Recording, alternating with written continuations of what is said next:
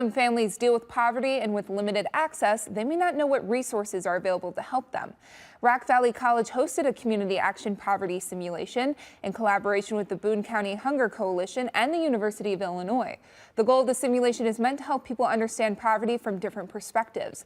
Participants had to act as if they were a part of a low-income family and face an array of challenges. After each simulation, volunteers discussed changes they want to work towards within their local communities.